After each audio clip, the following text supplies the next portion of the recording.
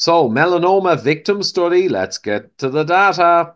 Weekend exposure in this study for melanoma occurrence and risk. Higher sun, lower melanoma. Holiday exposure, higher holiday exposure recorded, lower melanoma risk. 10 a.m. to 2 p.m., the high UVB period, higher exposure, lower melanoma occurrence. No one wants to look at these studies, and no one has studies showing the opposite. It's just fairy stories. Fairy stories indeed. Well, here's the home of hard data and real science. And this talk I'm just about to share was a session I gave for metabolicduo.com subscribers. Every 2 weeks, myself and Gabor Erdoshi go through the latest in health and longevity publications, media, kind of news stories. And last Thursday, I actually went through vitamin D, some of my favorite content on vitamin D, and as you can see, cancer, etc. Only one other quick thing before we go ahead with the video. I'll be in Southampton, the Attic Club, again on April 13th coming, and I'm looking at organising other events as well in the broader west of England area and central England. But the link is down below if you want to come along again. We had a packed room last time, great session, and we cover health, of course, and all of that key stuff, and we also covered the geopolitical intrigues that are going on in the world today. So it's a great show, great venue, and the links down below if you're in the UK region within driving distance, etc. So without further ado, anyway, enjoy my vitamin D and cancer, etc. short presentation. So, migration to the equator, I dug really deep, spent a lot of hours, and I dug out the most likely reason for why we developed the whole vitamin D system and the lighter skin. And it's just about evolutionary drivers, really, or the great creator. I've no problem with that, but I just use evolutionary as a descriptor. And there was an adaptive process that people who moved north, where there was very little sun and UVB most of the year, we still needed the vitamin D. It was crucial for the immune system and for myriad functions. So 300 million years ago, we came out of the sea and we actually learned or developed the ability to use vitamin D and sunlight. We needed vitamin D for bone formation and many other functions. It became inextricably linked into our physiology and our humanity, really. We had a clever trick because in the sea there's plenty of calcium and other minerals, and you could have vertebrates with bones, but on land, not so easy.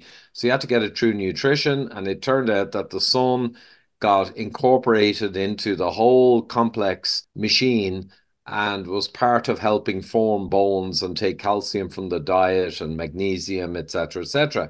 And proteins, of course, protein structures. So there's studies there that incredibly strongly link the available ultraviolet going back tens of thousands, hundreds of thousands of years to the indigenous skin coloration. And one study took around, I don't know, a couple of billion data points of UV, and they mapped it back hundreds of thousands of years based on the changing climate. And they found that there was a direct straight line correlation with your skin tone. Now, obviously, not looking at your forearm because you could be out in the sun and I could get a forearm as dark as someone in India easily.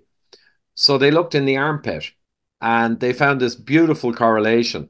So it would appear like unassailable reality that as we move north, we had less UV. We did not need the dark pigmented skin like in Nigeria, etc., to protect us and protect our folate to allow successful birthing, and fertility. And we needed less pigmentation because we still wanted the vitamin D up at 45, 50 nanogram. So just steadily, the humans that had lighter skin by chance tended to be more successful, and particularly fertility.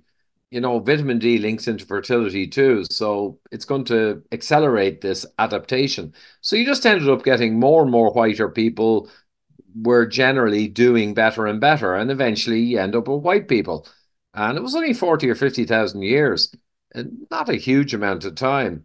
And the Aboriginals, actually, there's a land bridge that's long gone now, but they split off and they ended up in Australia across a land bridge that no longer exists. And because they were so isolated, and they had plenty of food and plenty of great resources, really. They had a beautiful life.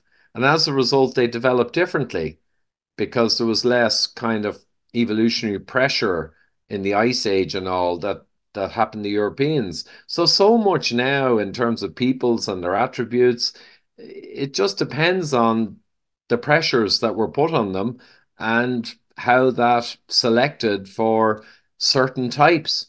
So anyway, I'm off the point. So the key driver was the absence of UV flux meant the skin color changed, etc. And I won't go through this, but it shows like the skin coloration on latitudes and everything. And there's a trade-off. Interestingly, and this is a key point I often tell people, the Maasai today or 10,000 years ago, it doesn't matter, their vitamin D is around 45 nanogram for men and around 55 nanogram for women. Now that's around 100 nanomole or 130 nanomole. So these are levels way higher than the guidelines. And they're natural levels even though they have black skin. They've got intense UV, they got a great diet with meat and milk, and they stay up in around 50 nanogram. But their cousins, genetically the same, the Bantu, they went to the cities, started wearing lots of clothes, eating processed foods, that the white man brought, and their vitamin D is not much better than Europeans or Americans. It's down at 20 something. So we can see the real vitamin D level of the real healthy human. There's no question about this. And the guidelines put you like that even 20 is fine. And that's a lie. That's a fraud. Simple fraud.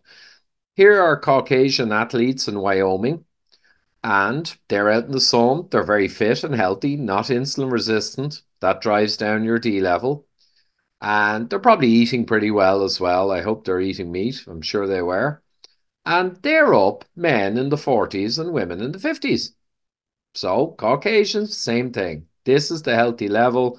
30 nanogram I'd put as the lower limit of safety for me. But the system puts 20 or even 15 is okay. So it's a lie. It's a fraud. And this one I love from Professor Hollis, not Professor Hollick. Hollick discovered the metabolite, the vitamin D that goes through our blood, that comes from the sun, comes from D3 from foods as well. But Hollis did this experiment with pregnant women and lactating women. And I thought it was a stunner. And he proved his point so eloquently that the world made sure no one heard about it. It was that good. It was made sure that no one knew about it.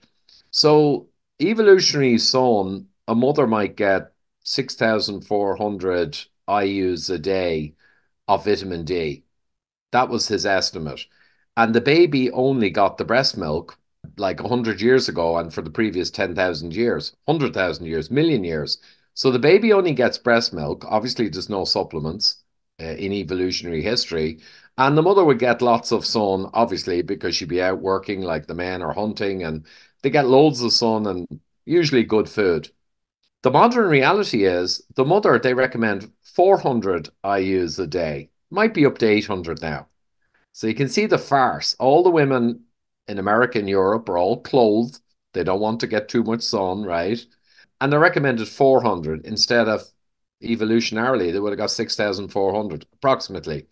And because the baby obviously won't get enough vitamin D, they recommend 300 for the baby. Now, the baby's tiny, so 300 for the baby should mean a few thousand for the mother, right? Body weight. But they don't care. They just don't care. It's idiocy. So that's the modern reality. They supplement the baby because the mother is deficient. Now, how many other things do babies per force must be supplemented because the mother's breast milk is universally deficient in something? How many other things? The answer is nothing. There's nothing else that breast milk, they say, the experts, is deficient and the baby will suffer. So you must supplement the baby. Nothing but vitamin D, right? So again, this is stupidity or fraud. So that's modern reality versus natural. So Hollis was very smart and he said, okay, I'm going to give the mothers in one arm of the RCT vitamin D3, plenty of it, like would have happened in evolution. And the other side will just do nothing but the 400, but we'll supplement the baby, right? Baby has to be protected. And interestingly, the ethics committee were worried about this because the baby might not be okay, because the dogma is the baby must get supplements. And Hollis insisted, we'll jump in if the baby's got a problem, but the mother getting proper vitamin D will mean that the baby will be okay. So vitamin D3 in the breast milk for his mothers who got proper vitamin D was 47 in the breast milk. And naturally, the mothers who were getting 400 was 12. It was deficient in the breast milk for the baby. So the baby needed that supplement simply because the mother was not getting an appropriate amount. And 25 OHD in the mother over here supplemented was 57, and the 25 OHD over here was 38. It was much lower because they were only getting a trivial supplement. And this is nanograms, but the baby over here with the mother supplemented was 46, which is good. So he proved his point. The baby over here was directly given supplements and was 43. That's okay. But over here, the baby was getting no supplements. It was totally natural. He proved his point. And the milk activity of vitamin D in the women who were kept properly supplemented with vitamin D or got some sun as it came into spring was 780 units. And the women over here, their breast milk, in terms of vitamin D for the baby, was 147, which was useless. So he proved his point.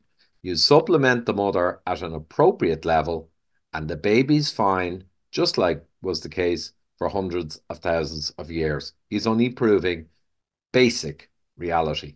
So, to cap the point, the mother getting proper D gives her D3 at a proper level, the milk is properly loaded, and the milk activity is appropriate, and the baby's fine. This is natural. Even if you use supplements to give the mother supplements, it's actually nature working. Over here, the mother is dreadfully low in vitamin D because the supplement they recommend is a joke, right? It's a crime in my mind. And as a result, her milk is useless. So this is a simple picture, right, guys? God bless Professor Hollis. This is a simple picture. He proved it beautifully. But Semmelweis proved his point about washing hands after doing autopsies so you wouldn't kill loads of mothers when you deliver babies with dirty hands from the autopsies. But they basically threw him in an insane asylum and basically killed him. So luckily, Hollis just never got his data, his brilliant data circulated. They didn't actually put him in an insane asylum. But this is modern medicine. So this is the way it is. And I think that was V5, yeah, the milk activity, 620 versus 70. I think it was week 5 or week 6. So perfect point. I won't go through this bit, but every bad disease, bone mineral density, fractures, colon cancer, walk time for 8 feet for elderly, attachment loss, everything associates with low vitamin D. Nearly every modern chronic disease. So I won't go through the creation because Gabor has some stuff to go through. I'm going to cherry pick, but in a good way. I just go through how it's created, just how it's linked to just so many diseases. It's just hilarious. Low vitamin D. Now, control system criticality. I'll touch on this because I think it's good. We have 35 trillion cells. Every single cell has all of our DNA. We're that kind of covered for our code. And inside the nucleus, you've got the DNA. But interestingly, your blood serum level that you get in the doctor's test, the 25 OHD, that's active. And it can also, through the kidney, create 125D at much lower amounts. That's very targeted and powerful hormone. So that's like the bullet. But the 25 OHD is like an ammo pack and it is used directly in myriad functions for your health. And it can actually go create 125D, and that's vitamin D receptor and a transcription. kind of protein. It can go in to your DNA when you have a problem, and vitamin D is used, the active metabolite 125 is used to actually go in and transcribe a segment of your DNA code for a protein that's required. That's how profound it is. And there's also a safety switch. I found this from very early papers back in 2014 that when the protein is produced, there's a backfeed signal that shuts off this process. So it's all self controlling. You can't have too much vitamin D, it self limits. All beautifully designed. And I just went through back then the mechanisms where the 125D goes in to the exact point in your DNA, finds the protein that's needed. That's why the D was triggered, unwraps your double helix, two strands of DNA for the piece with the vitamin D receptor, and creates mRNA to code the protein that's required. That's transcription. And basically, then the RNA in the cytoplasm in the rest of the cell, most RNAs are grabbed by the cell and replicated by default because the cell makes the assumption that the RNA is there for good reason because it came out the nucleus. Now, an RNA vaccine kind of cheats, and you could argue whether that's good or not. But these proteins, when you have TB, for instance, vitamin D enables critical proteins to be extracted from your library. For cattle-sidin is an example. That's a kind of biocide for TB and other kind of infections. So you produce a big burst of these biocides that attack the invading infection. And replication in the cell means you create a kind of a storm of them, and they are relevant to myriad diseases. So this is the profound nature of vitamin D. And yet the system says we don't care about vitamin D. You only need a few hundred microunits, which is a joke. It's not important. Our drugs are better. Yada, yada, yada. All fraud. And there's papers on this. Here's one I pulled out. It was 2007. Vitamin D mediated human antimicrobial activity against tuberculosis is dependent on the induction of cattle-sidin. And I just went through the process there. So, papers on this, no one cares. And they did an actual test, an experiment as part of this paper, and vitamin D, you can see going higher here, drove up cattle-sidin. And then the other enzyme that shut things off went up after there was an appropriate concentration of cattle-sidin, and the 125D3 receptors were shut off. So it's amazing stuff. And it's just so important for the immune system. And I know Dr. David Grimes, I interviewed him in late 2020, and he implored people, if you are going to take this new product, right, this new vaccine, okay, I wouldn't, but if you're going to do it, please get your vitamin D level up before you do, or you could have any amount of autoimmune or clotting issues. And I guess Dr. Grimes was proven entirely correct. So I won't go through these, but they just show again and again low vitamin D correlates with everything terrible, and high vitamin D correlates with minimal terrible things. Colon cancer is a killer and a mortality over 32 nanogram. These are fair comparative studies. You know, look at the rate of colon cancer versus below 20, and that's below 20. A lot of people are below 10. And you can see the straight line that if everyone was at even a reasonable level of vitamin D from the correlation, you could have a 55% reduction in colon cancer, one of the biggest killers. Breast cancer is the same. Now, it's not saying vitamin D is magically stopping the cancer, but if everyone was up in the 50s, like carnivores and low carb people, yes, you'd have massively lower cancer. Okay. And breast cancer, I said, was the same, similar thing, always the same. And I forget what that one is. Dose response gradient or risk of breast cancer according to 25 OHD. Yeah, you're talking about just hugely lower risks. Here's mortality, chalk and cheese, really. And that's only over 25 nanogram per mil, right? I always stay above 50. So's my wife. But anyway, multiple sclerosis, there's the smile curves. Now, the problem with these is, yeah, you get where there's low vitamin D with latitude, you get much more multiple sclerosis. Lots of data on this. But unfortunately, around the equator, you might also have less because they're not eating processed food, etc. But either way, it's a striking. They call them the smile curves for lots of diseases. They're up on the latitudes, but part of it is modernity and processed food, but part of it is lack of vitamin D too.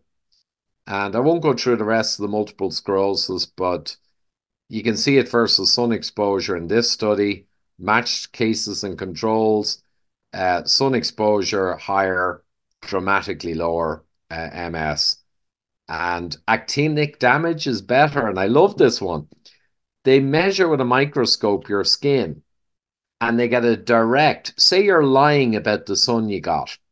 Well, this actually looks at your skin and is able to measure the amount of slight sun damage you got in your skin and truly see if you got a lot of sun. And the relationship is even more powerful. People who have actinic skin damage from the sun, I don't mean that's bad, it's just microscopic evidence of more sun. You've got nearly 10 times lower multiple sclerosis in the people who have proven more sun exposure. So, quite dramatic. And it was exposure, I think, ages 6 to 10 and 10 to 16, because they were looking at it as exposure in youth is a bigger determinant than exposure later, which would make sense. It heads off the future problem of MS. So the conclusion was it's critical.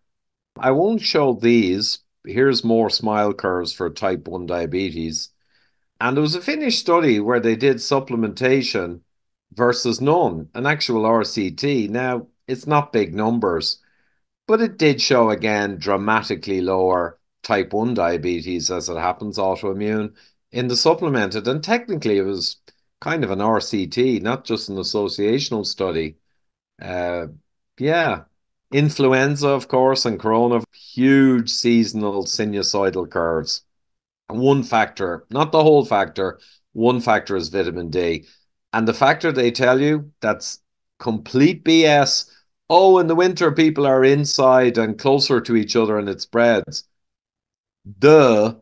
Guess what? In the last 30, 40 years, all winter long, people are indoors and all summer long, they're indoors in their corporate jobs, right? 40, 50 hours a week. There's no real major difference. So that's not the reason.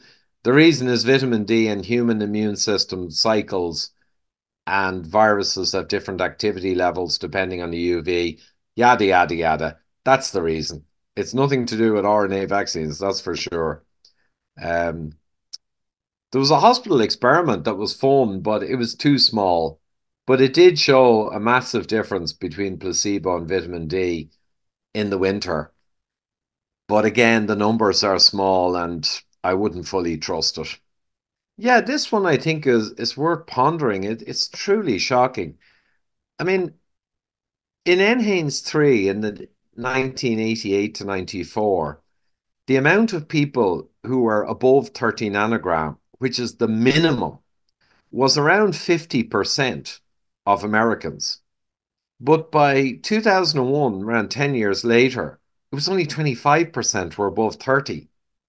And even 30 is too low for me. And for black people, there was only 10% or 12 above 30 nanogram, 10% of them in America. And 10 years later, there was only 3% of them. I mean, these numbers are shocking.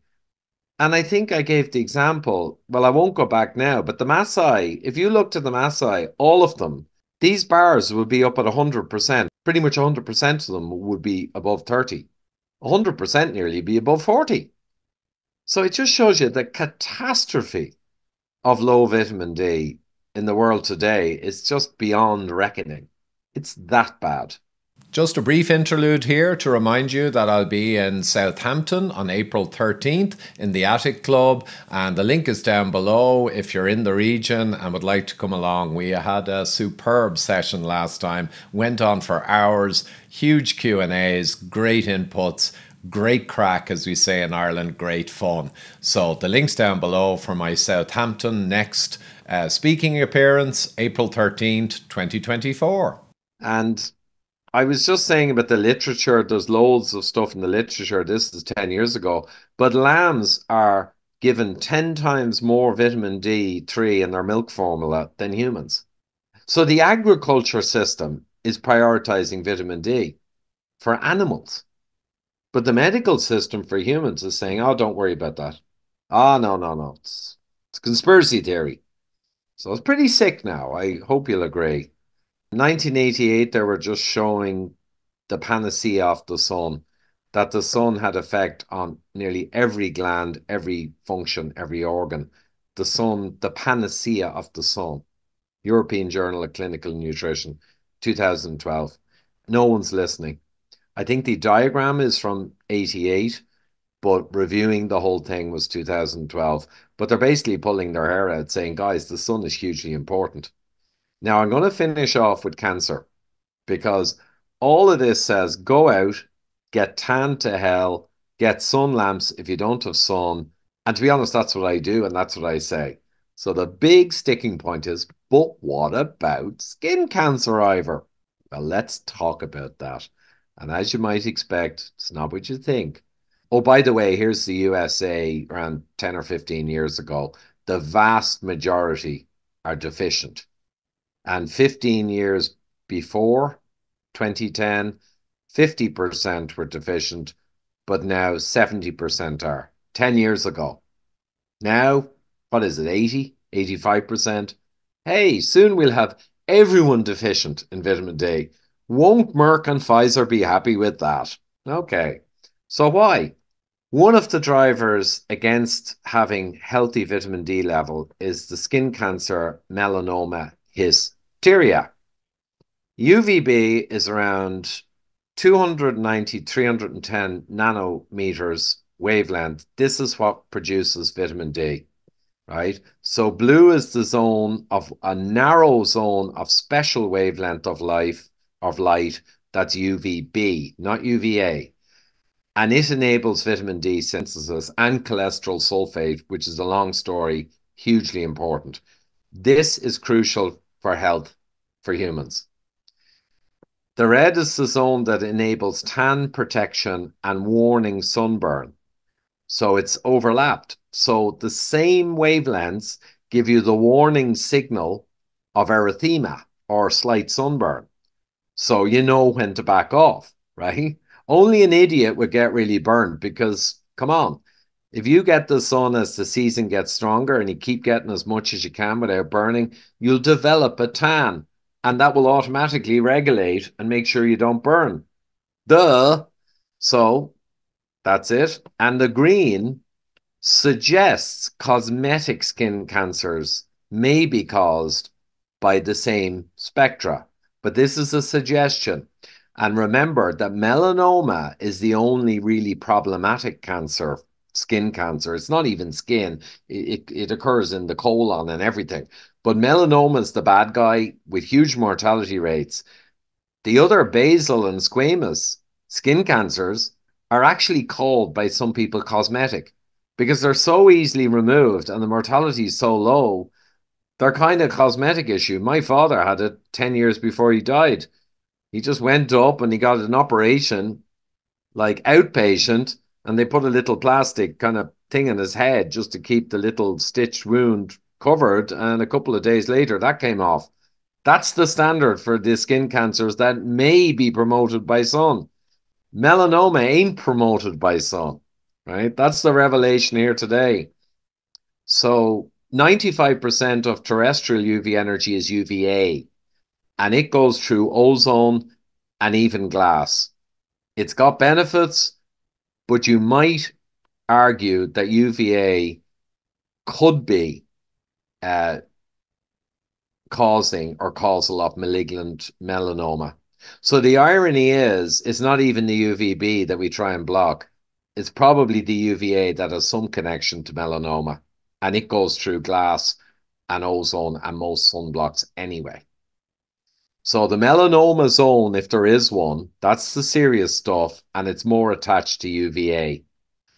And the squamous and basal cell skin cancers, which are kind of cosmetic, have tiny mortalities. And the deaths per year out of 340 million people in the USA are 2,000. Two out of 340, two in 340,000 people. That's one in 170,000 people each year dies from these skin cancers, which are potentially linked to UVB. It's a farce. There's 9,000 deaths a year from melanoma, and that would be more linked to UVA, right? Most sunscreens don't block UVA. Some of the modern ones do, but most of the historical ones didn't. So they were completely like a chocolate teapot, as we'd say in Ireland, a chocolate radiator, utterly useless. But the sunscreens block like hell UVB. It can't even go through tissue paper. So they stop you getting your vitamin D. They stop you getting your sun callus or your tan. They don't do anything related to cancer, right? They're a disaster. And I said, who's the idiot? Evolution itself, or how humans interpreted it, or the medical industry, or big pharma, or the cosmetic sunscreen industry, yada, yada. So, melanoma victim study, let's get to the data. Weekend exposure in this study for melanoma occurrence and risk. Higher sun, lower melanoma. Holiday exposure from big surveys with the study groups, few thousand people. Higher holiday exposure recorded, lower melanoma risk. 10 a.m. to 2 p.m., the high UVB period, they asked them. Higher exposure, lower melanoma occurrence. Strong correlation seen in this study to their vitamin D level. Surprise, surprise. And one of many, many studies showing this effect. Higher sun, lower malignant melanoma, lower mortality from melanoma. Out the wazoo. No one wants to look at these studies, and no one has studies showing the opposite. It's just fairy stories, guys. Sorry. The real risk factors for malignant melanoma in the same study called out by these teams, significant sun burning incidents did have a weak risk or higher risk ratio for melanoma. And anyone who burns themselves, let's be honest, I don't want to be harsh, they're kind of an idiot anyway, because no one burnt themselves 1,000 or 2,000 years ago. That's a modern phenomenon of office workers getting 2 weeks off in high summer and going to south of Spain and burning their ass off. That's just idiocy. And light skin, freckles, red hair, and a propensity to burn was a risk factor for melanoma. So, in a nutshell, as much sun as you can get without burning will make you live longer and healthier, and you won't have to worry about melanoma. And you might get a little bit more cosmetic skin cancers, but it's a small price to pay. And if you burn, burn, burn, baby, you will cause deep damage to your skin and it may tend towards a higher risk for melanoma. It's not a simple message. As much sun as you can get without burning, right? Don't be an idiot and you'll be healthier and live longer and everything will be better. And if you burn, it's your own problem and it's your own fault. And I have loads more studies from that period as well, that the more sunscreen use invariably was connected to higher risk of melanoma, even when corrected for every factor they could deconfound with. Always sunscreen associated melanoma. And I think that's just simply because it doesn't cause melanoma. But when you go out, you have a false sense of security. It stops the tanning reaction, it stops the burning reaction, and the UVA goes like a freight train through the sunscreen and damages the deep layers of your skin. So sunscreen is a driver of malignant melanoma simply because it acts as a false sense of security, a fake shield that allows you to deeply burn yourself without actual skin burn or sunburn or erythema. Go figure. Go figure. Right? And that's it, guys. Now, the bottom line, I'll finish with this. I'm kind of on a roll here. I hope you're enjoying it somewhat. This study from Sweden went out. It was a cancer study looking at melanoma, and then they expanded the study hugely when they realized what they saw was shocking. They, be they began to change it into an all-cause mortality study. So basically, all-cause mortality was half in the upper quartile of sun exposure. The highest quarter of the Swedish women, 30,000 of them, the highest quarter in terms of sun exposure had half the all-cause mortality. And this applied after adjustment for comorbidities, other illnesses, smoking, education, and income. Because you could say, well, the Swedish women are getting more sun or off in the Seychelles. But no, they corrected for everything they could. And it didn't change a thing. More sun, live longer. Who'd have thought? Dose response relationship seen throughout. Another sign of causality. Dose response. It wasn't spotty. It wasn't kind of chaotic. It was all the way. More sun, longer life. I can't say fairer than that. The 25 hydroxy D was cited as a reason, maybe, but there are so many other benefits of the sun. Huge amounts of photoproducts that are generated by our body based on sun exposure, and they haven't even investigated them. And of course, UVA in moderate amounts or good amounts causes vasodilation and nitric oxide release, which is probably the best possible thing you can do for arterial health. It goes on and on and on. And the solution, I just gave the solution basically, and the solution is loads of vitamin D. I circled healthy sun exposure because it's the best way. Nutrient dense diet, fat dense diet, oily fish, cod liver, pate, etc. Correct D3 supplements, good ones, are okay. And get adequate calcium, vitamin K2, vitamin A, and magnesium. Because hypervitamin D, without getting a kind of appropriate level of cofactors, could be a problem, actually. Too much D and not the natural balance of the other things you usually get along with D, particularly vitamin A, K2, calcium, magnesium. They're kind of the big hitters. And the prize is everything: bone strength, immune function, vigor, longevity, cancer resistance, disease protection, the whole lot, right? That's it, folks. And I can't, the epilogue was here, and I can share some of these slides after, but they'll all be in this video. And that was my advice.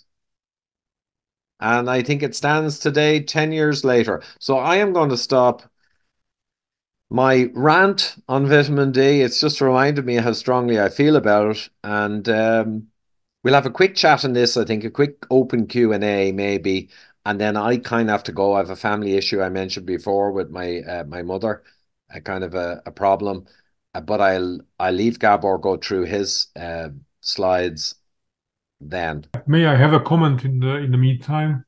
Oh, absolutely, Gabor. Yeah. I think I have like two short comments. One is that how the medical science became so ignorant of vitamin D, because you know that of course the pharma industry will do anything and everything to suppress such an easy and efficient way of improving your health. But what about the science? And I think after I looked into so many different uh, topics in the medical science area, it's always the same. There is a high level of arrogance by I think by most medical doctors, but also Yes. but especially by the thought leaders. They are so arrogant in believing that their education is so elitistic, and they are on top of the latest science by education itself. And what I actually find um, over and over again is that some very basic lack of understanding in the functional anatomy or physiology is what hinders the proper understanding of these processes. And I think that the vitamin D metabolism is no exception. Ivor mentioned that the focus has been mainly on bone health, or had been. I think the tide is turning a little bit, but it had been the medical dogma that you need low levels of vitamin D because it's imperative for bone health. And the metabolism was simplified that you get the D3, the vitamin or prohormone from either the sun synthesized in your skin or in your diet. So you can supplement foods, for example. And then it is converted to an intermediate compound, the 25 OHD, which is measured in the lab when your levels are determined. And then it's in the liver mainly. And then it's this intermediary compound is converted to the actual hormone by your kidneys, and then it's circulating in your blood, and every cell has access to this hormone. And the level of this hormone is extremely strictly regulated. So it doesn't really matter what you do with your sun exposure. It doesn't really matter what you do with your food or supplementation, because you will have in almost all circumstances the same level of these dihydroxyvitamin, the 125 OHD. And that's a gross misunderstanding of the actual physiology. And the two most important misunderstandings are that first, there are different tissues. In fact, almost every cell in your body, we know by now most of your cells can do these conversions, which were originally believed to be exclusive to the liver and the kidneys. They can do this conversion. And then the second is that some cell types, and especially your immune system, require much higher levels of the intermediate for the conversion than what is normally believed to be sufficient for bone health. So that's why we are talking about different levels and different supplementations. Your average medical doctor may still be in the ice age of this science, that you need something like 400, 800 units a day, and you can get it from your food, from your average Western food, none less. And then you should be okay for everything. That's absolutely not the case. And my second comment is that just an online friend told me yesterday, so it's very recent feedback. He was getting mild colds all autumn last year, and asked me what to do. I told him, "How about your vitamin D level?" And he said he didn't know. So actually, I recommended him to start with a higher dose. If you want to increase quickly, you have to start with a level which is about the conversion limit of your liver. So you start with something like 25,000 units, depending on weight, 2030, I would say. And then every 2 weeks, you decrease it by, I don't know, 5,000 units. And he told me that since since he reached 10,000 units per day, or for 2 months or so, he hasn't had any. It's peak season. It's been peak season for colds, and he hasn't had the slightest runny nose or anything. So that's the power of having a proper vitamin D level, and it's not an immune suppressor, because otherwise you would start experiencing different problems with the imbalance. But it's immune balancing hormone. So if you come from a deficiency state, then it looks like it's an immune suppressor hormone because you were in a evolutionary inappropriate state. But if you reach the proper level, then your immune system will be balanced. It's not an immune suppressor because there is a natural negative feedback mechanism. So you cannot suppress your immune system too much with proper levels. I'm not talking about over supplementing to problematic levels, which can occur, of course. So you have to be Yeah. careful. And perfect points. And I'll just respond on the latter one there, Gabor. Absolutely dramatic and astonishing lack of colds and flus or lack of serious symptoms when your vitamin D level is high. I mean, there will be exceptions, but astonishing.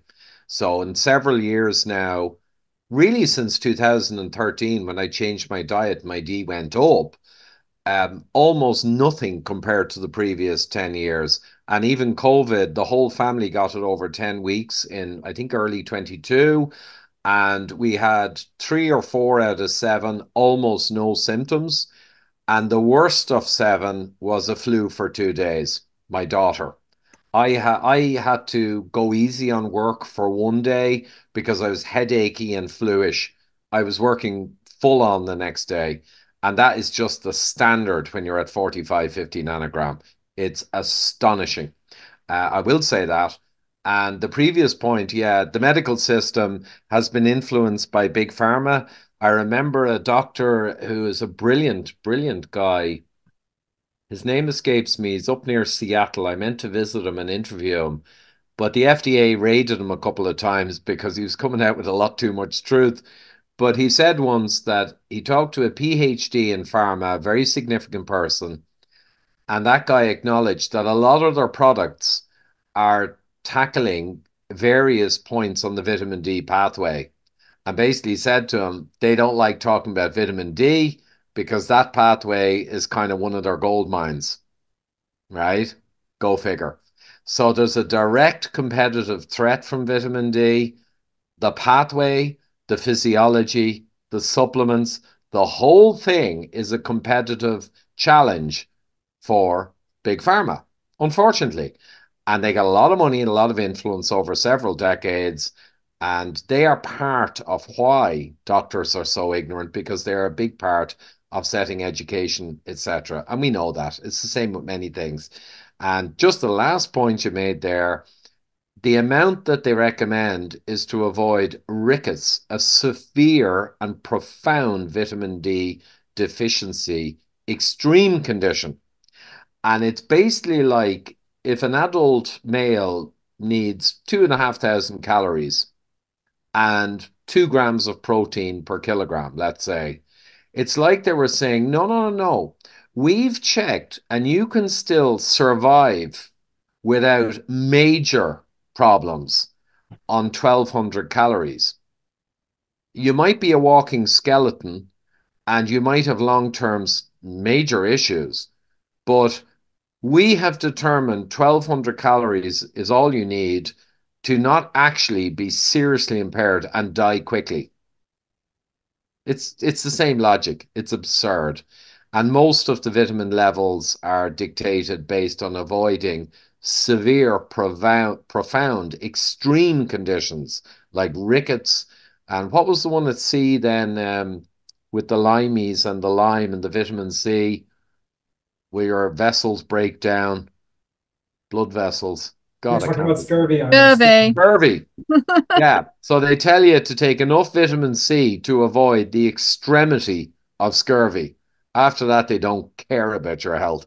And that's the way it is. So, rant over again. I'm going to quickly go through the chat. And Gabor, if you don't mind running over, we'll do a Sure. bonanza. Yeah. So that'll do it, folks. The session last Thursday went on a lot longer. Gabor presented on some of the latest studies that have been published, and then there was further Q&A, and we discussed vitamin D, cancer, the latest science, and everything. So that's metabolicduo.com. And as I mentioned, Southampton, the Attic Club, April 13th coming. I'm doing a live appearance with 2 different talks, on kind of health and then more geopolitical realities, what's happening in the world, and Q&A after both. So a great night. They got a bar. It's a great evening's entertainment, I would say, and cheap at half the price. Thank you.